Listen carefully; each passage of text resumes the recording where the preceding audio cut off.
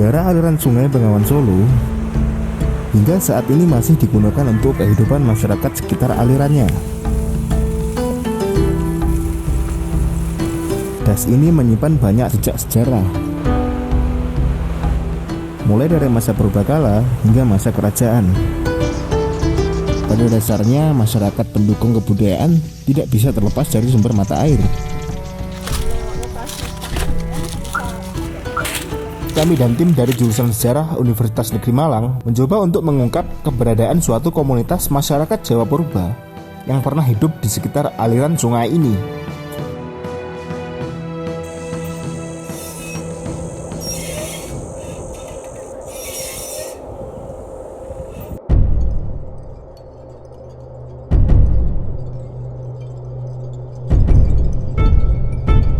Penelitian kali ini saya bersama arkeolog senior Bapak Blasio Suprapta Masa prasejarah berlanjut ke Hindu, terus ke Islam. Dan ahli media pembelajaran Ibu Ulfatun Nafiah dari Universitas Negeri Malang. Titik pusat kajian di tengah-tengah pedalaman hutan jati di Bojonegoro, tepatnya di Desa Malo dan Desa Kawengan.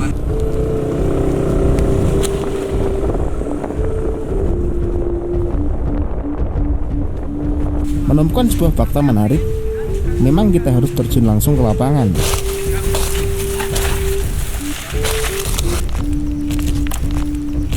Mengamati dan meneliti langsung fakta-fakta yang sebelumnya dituliskan di buku. Memotret, mendata, mengukur, dan menulisnya menjadi sebuah fakta.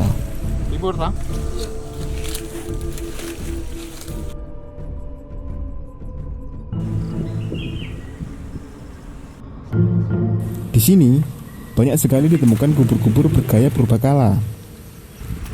Ambil itu rapuh, makanya dibuat kecil-kecil. Kuburan ini adalah kuburan masyarakat Kalang atau Wong Kalang. Inilah fokus kajian kita. Mungkin belum banyak diketahui orang, bahkan dari kalangan sejarawan juga belum memberikan banyak perhatian tentang kajian ini. Oke, monggo Pak. Adanya kubur Kalang yang begitu berabad-abad, orang Bojonegoro pun sekitar itu belum ada yang tahu di sini itu ada Kalang. Lalu siapakah orang Kalang itu?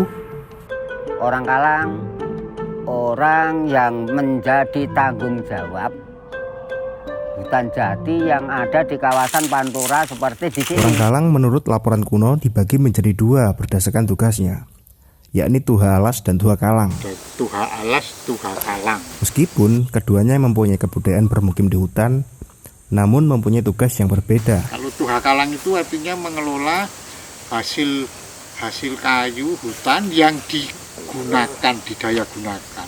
Terus izin untuk berburu itu Tuha Alas ada sendiri.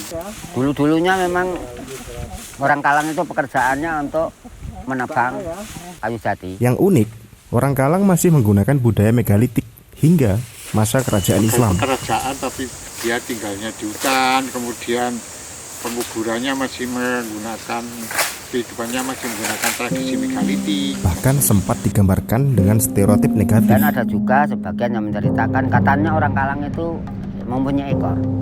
Setiap membuat kursi itu untuk duduk, dia mendapat lubang untuk wadah rahasianya itu, rahasia ekornya itu. Itu ada sebagian yang cerita seperti itu. Kemungkinan hal ini berkaitan dengan sentimen masa lalu dengan masyarakat Jawa. Hingga saat ini, kebudayaan orang Kalang telah punah. Kemungkinan terjadi saat masa kolonial. Dari masa prasejarah berlanjut masa Hindu-Buddha, masa Sendok itu masih diakui namanya orang Tuha Kalang. Terus masa Islam pada waktu Mataram Islam itu. Nah, setelah Mataram Islam kan Belanda masuk, akhirnya kan diacak-acak Belanda. Salah satu jejak kebudayaan yang masih bisa dipelajari saat ini adalah kubur batu. Yang menarik di sini, kubur batu terbuat dari lempengan batu yang disusun dengan pola yang membentuk persegi panjang. Kemarin kan kita selalu menemukan 3 potongan, ini ditemukan 1. Dan lempengan ini bisa dilihat apakah ini dibikin dengan pahatan, ini bisa dilihat di sini. Diambil baru di pahat bagian sampingnya ini.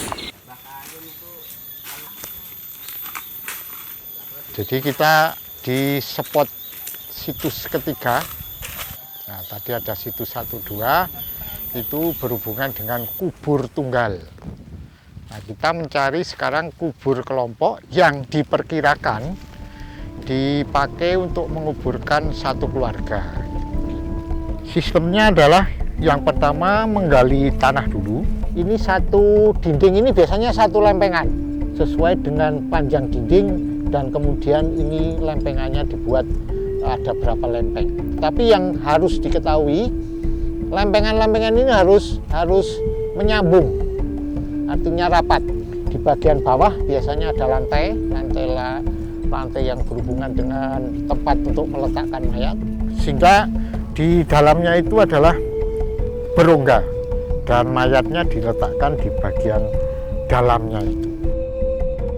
Kemudian didirikan tembok kanan kiri sehingga menyerupai peti kubur beserta bekal kuburnya. Ada bunga, ada gerabah, ada alat-alat rumah tangga, ada manik-manik, ada benda-benda berharga seperti emas, penutup kepala dan seterusnya. Baru pada bagian atas, nah ini tutupnya, ini yang sudah diangkat oleh penggali harta kami, ditutupkan 1, 2.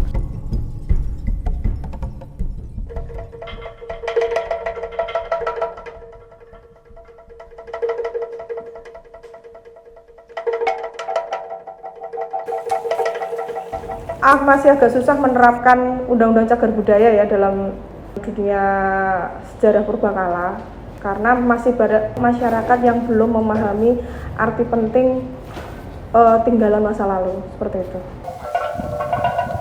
Betapa tinggalan itu mahal harganya, maka ketika dijual keluar, mereka membawa keluar itu sudah harganya mahal, dan kami selalu kehilangan data untuk itu. Yang dicari 2 meter, 4 meter sekitar kubur kalang.